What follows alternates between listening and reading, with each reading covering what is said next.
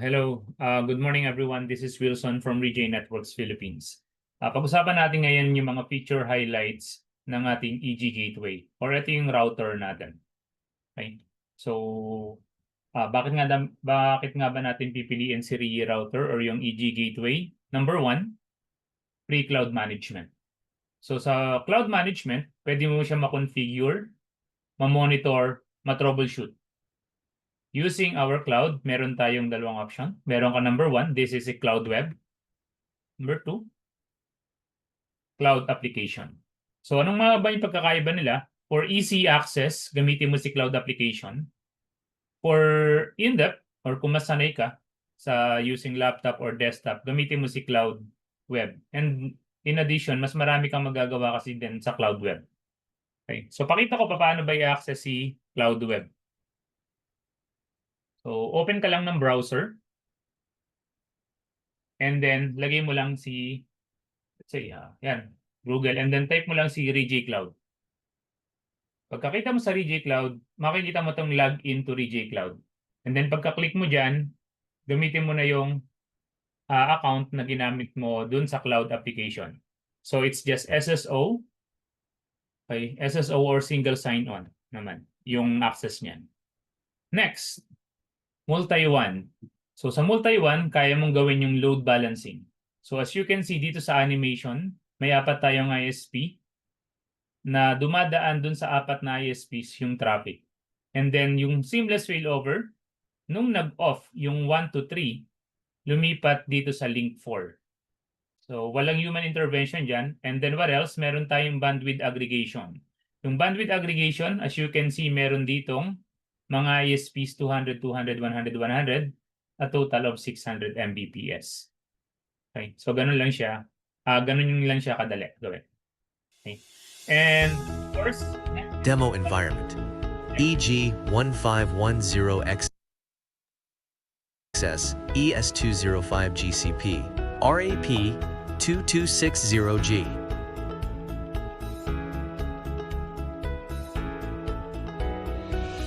Set correct port configurations in WAN settings.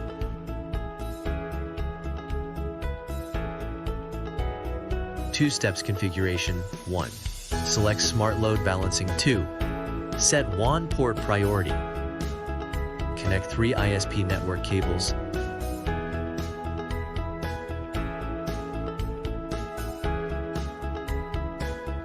Three ISP links are working properly.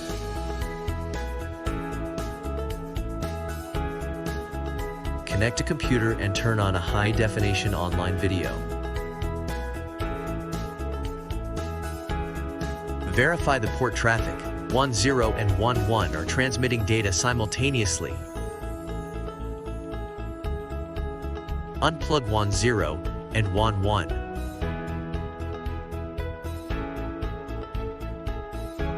The backup 12 started instantly.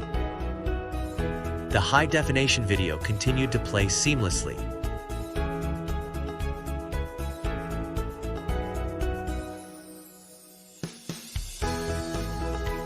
Connect WAN 1 cable. The traffic switched back automatically and WAN 2 stopped. The video still played with zero latency.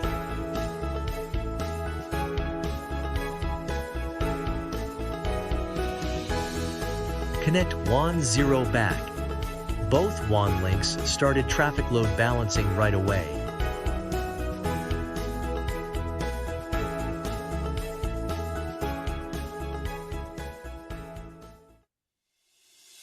Start speed test when 3 ISP links connected.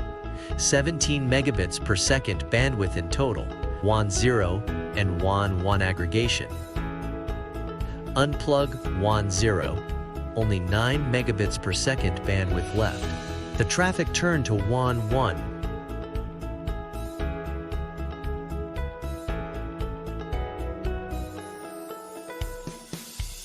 Now unplug both WAN 1 and WAN 0.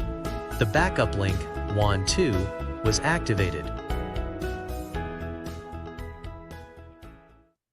okay, so nakita natin doon yung one link priority. Nakita na rin. Okay? So next feature highlight is our Easy Captive Portal na pwede mong gawin ng authentication mo, pwedeng voucher, account, one-click, SMS. Pero dito, ang supported namin is Twilio. Pero kung meron kayong SMS server, let's talk about it through API yan.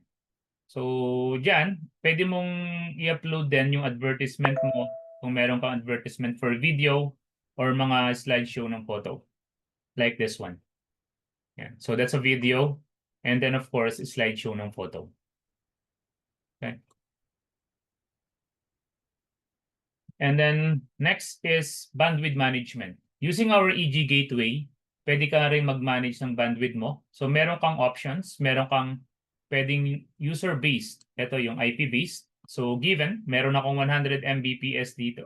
Let's say it's 500 Mbps. So, I can put 50 for this, 300, and then 100, and then the rest sa ibang group or department. And then yung application-based bandwidth management naman, let's say meron akong 100 Mbps, ilalagay ko yung 20 Mbps kay Zoom. So yung 80 Mbps will be used sa other applications or other users. Okay? So ito yung dinededicate natin yung bandwidth statically para dun sa specific application. Okay? So next is QoS and application. QoS and of course application and URL blocking.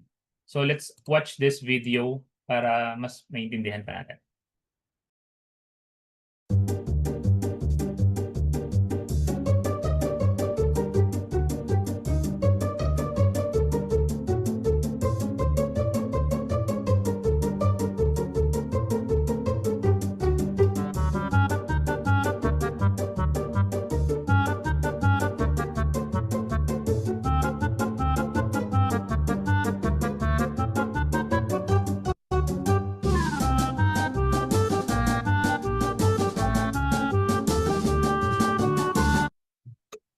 So makikita natin dyan, currently may nagda-download. And then, ano nangyari? Affected yung video. Okay, yung video conferencing nila.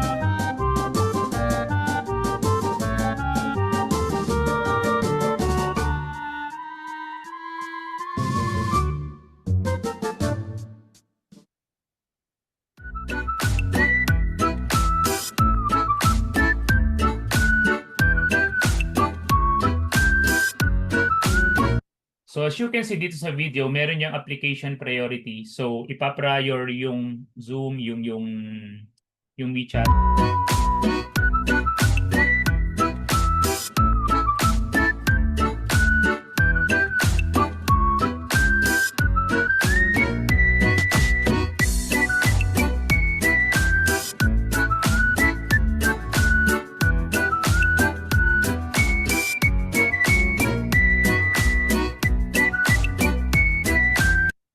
Then, ano pa yung advantage ng EG Gateway? Using our EG Gateway, sa QoS, meron kang visibility kung talaga bang nagagawa ng EG Gateway yung QoS. As you can see dito, sa WeChat, siya na ngayon yung kumakain ng traffic. So then yung other TCP, affected na sila. Sila yung maapektuhan kung may nagda-download, mas babagal yung download nila.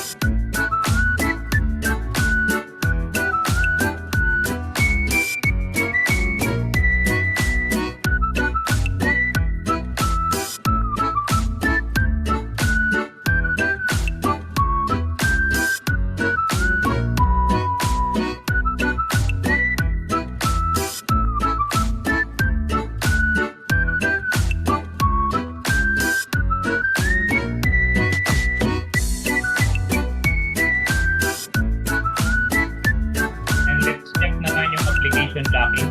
So dito sa video na ito, ipapakita lang yung application blocking. If you want to check the URL filtering, meron pa kami separate video doon.